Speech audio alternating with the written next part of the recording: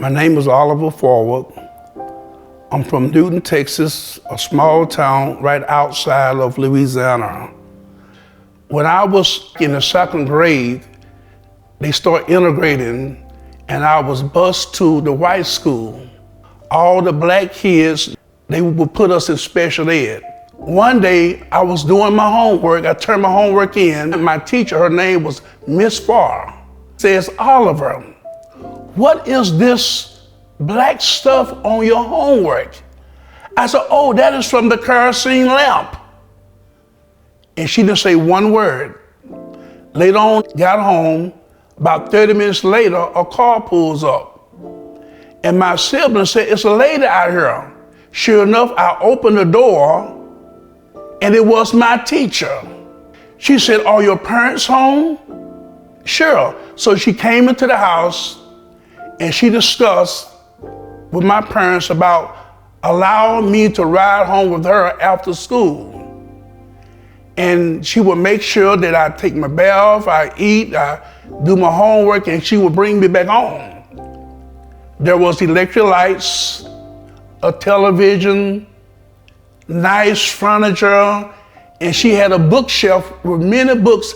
And after I would do my homework, I would go to the bookshelf and I would pull books out, and I ran across a poetry book.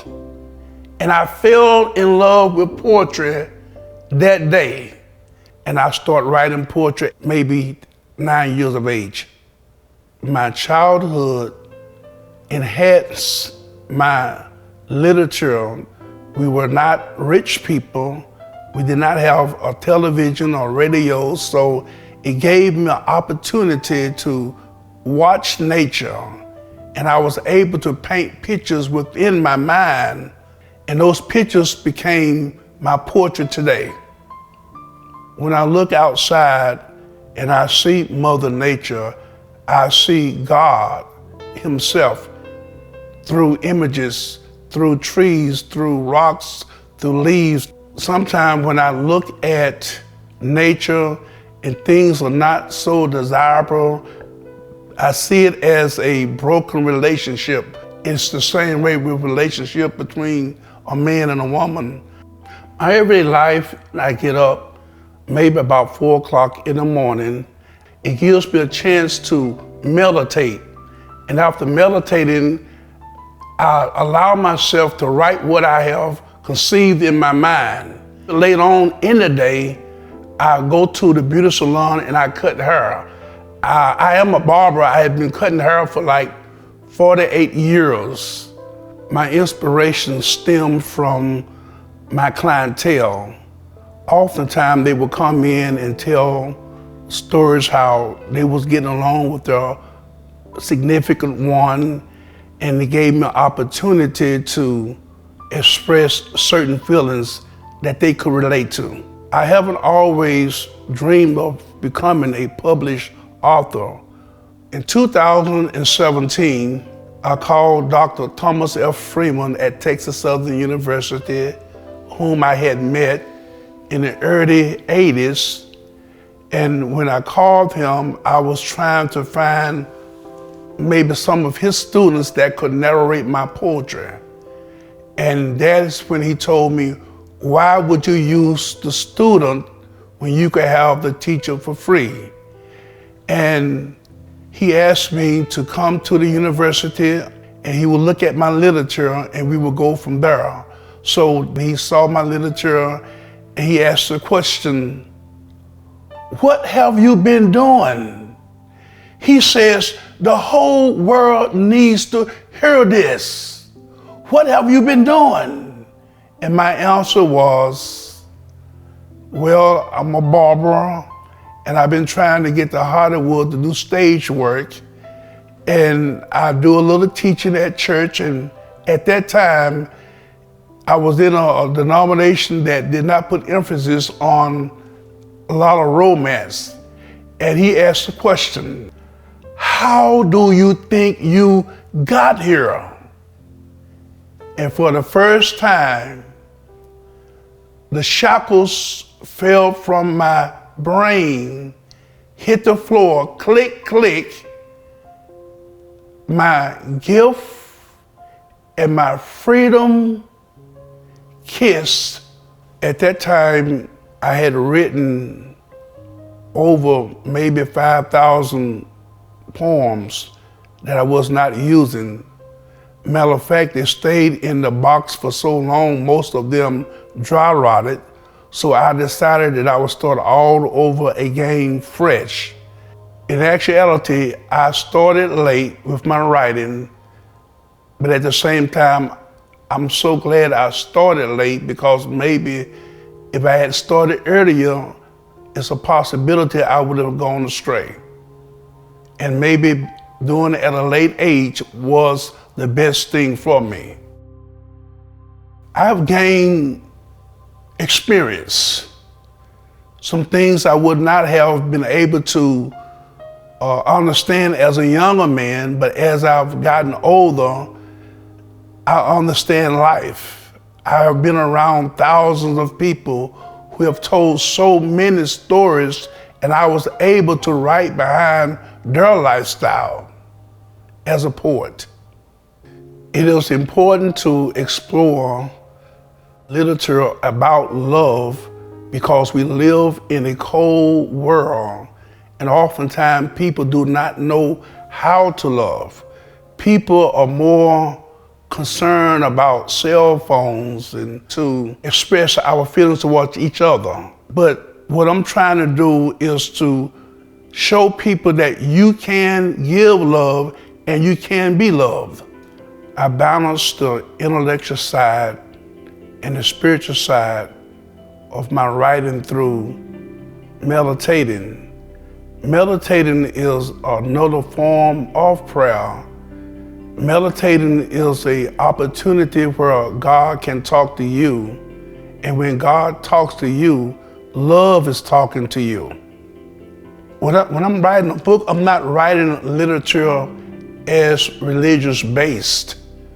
I'm writing literature based around the Creator, who is love.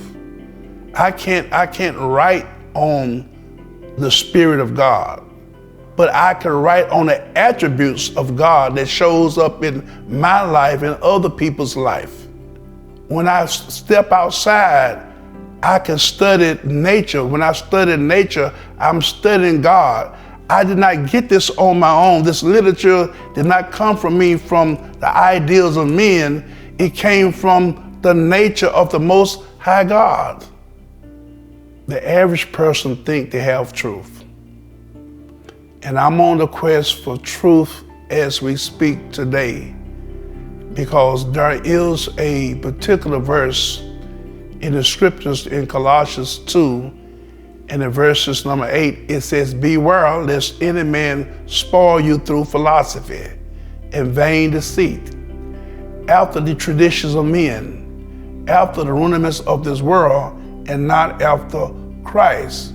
So I want to find the true Christ within us. I'm not talking about our image. I'm talking about the Christ that is in us, the Spirit that is in us, that love that is in us.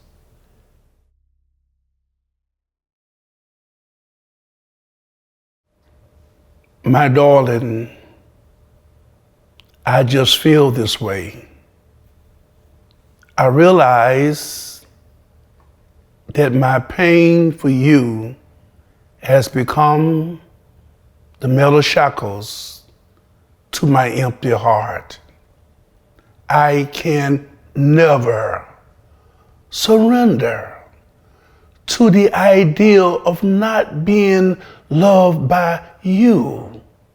This is my life.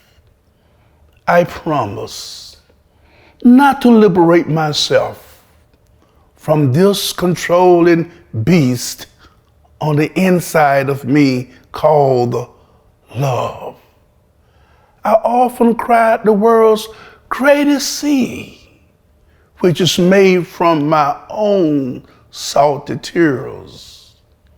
Without your love, I'm in trouble. I feel so broken inside at times, feeling inadequate, lonely, and doubtfulness has set in. My emotions seem to outweigh the reality of life. I understand that one cannot achieve all the desires of an overflowing heart. Therefore, I often find myself just thinking about love. I want to talk love. I want to hear love. I want to see love. I want to smell love. I want to taste love. I want to eat love. I want to drink love. I want to walk with love. I want to touch love. I want to hold love. I want to squeeze love. I want to kiss love. I want to make love. I'll just die in love. I'm just a slave for your love. I want you to unlock the imagination of my thirsty heart. Take the keys of pain and set me free. Let my love drain into your moist sea. If not, until then, I must confess, I am so in love with you. I just feel this way. Will you marry me, my darling?